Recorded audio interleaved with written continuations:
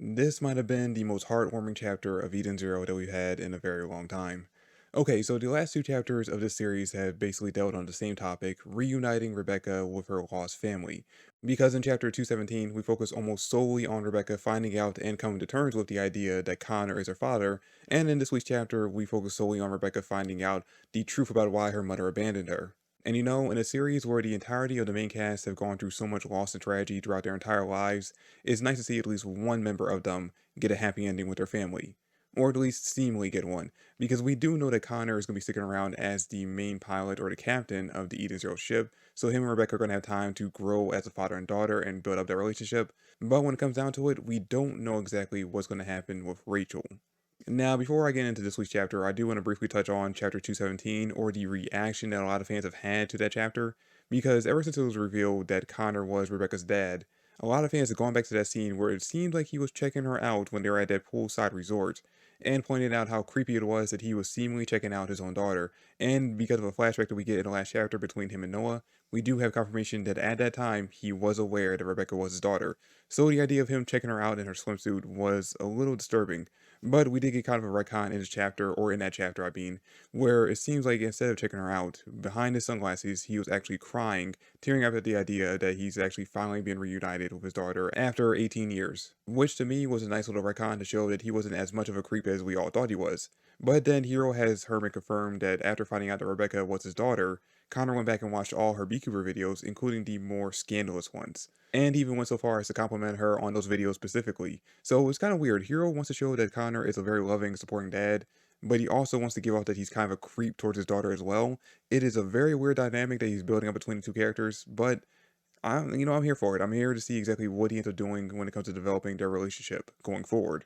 And honestly, now that we've seen in chapter 218 that Rebecca has fully accepted the idea that Connor and Rachel are her parents, it does seem like she's going to actually be able to grow very close to Connor very quickly because the two of them actually have a lot of the same mannerisms. It seems like when it comes down to what she inherited from her parents, it seems like from Connor, she ended up inheriting his eating habits, as we see in chapter 217, the two of them chowing down on meat in the exact same format. And in fact, almost every time we see the two of them interacting since his introduction, they've been eating and they've been eating the exact same format. So we should have really guessed early on that the two of them were father and child, or at the very least somehow related. And she also inherited his over the top comedic reactions because we see the two of them reacting the exact same way to the news that they are father and daughter.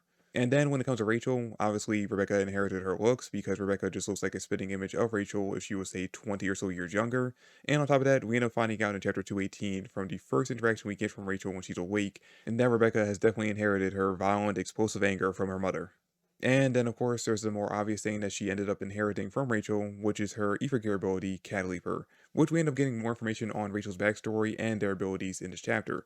Now, we end up finding out from Rachel that for generations, the women in her family have been born with the innate ability to control time, as we've seen with Rebecca, and because of that, they've been forced to take on the role of Nox, the leader of the Saint Fire religion. Although it's not actually stated in this chapter if someone in Rachel's family actually created a religion, or people basically created around her because of her ability to control time. But regardless, basically every woman in the generation since the first one with the ability to control time was born has been forced to take on the title of Nox, including Rachel herself.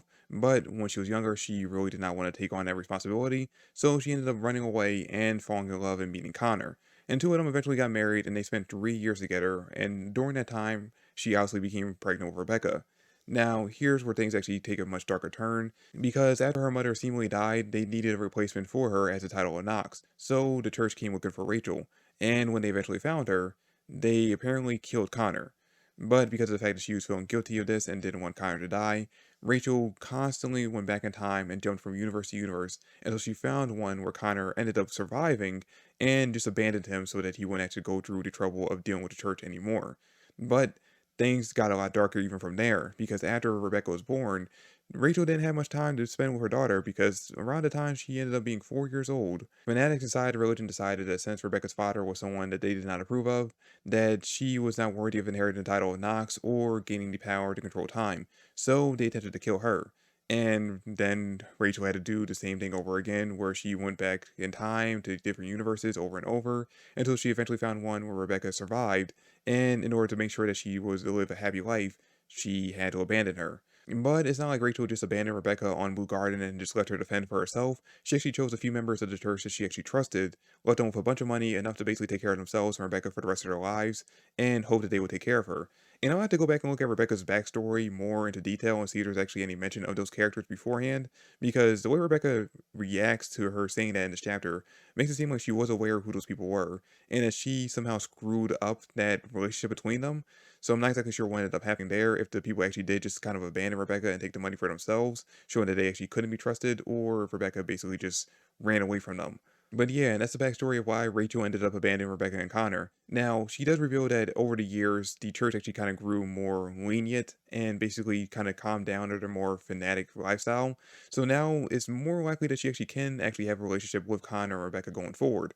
It's just a matter of whether or not Rachel's actually telling the truth on that matter, or if after being attacked by Ziggy and kidnapped, if the church went back to their more fanatic ways in order to find a way to rescue her. And once they come back in, we might see them becoming, or at the very least, this fanatic cult inside the church that tried to kill Rebecca originally might end up showing up as mini bosses while we prepare for the final battle against the Edens One. But that's a topic for another day. The topic of this week's chapter is Rebecca being finally reunited with her actual family. Sure, she had her adopted family of Old Man Wise and her family on the Eden Zero crew, but one thing she's actually longed for her entire life is actually finally meeting and reuniting with her parents. And at the very end of the chapter, we see her actually finally do that as she embraces the both of them, accepting the two of them as they are, and seemingly hoping to go forward with them being a very normalized family.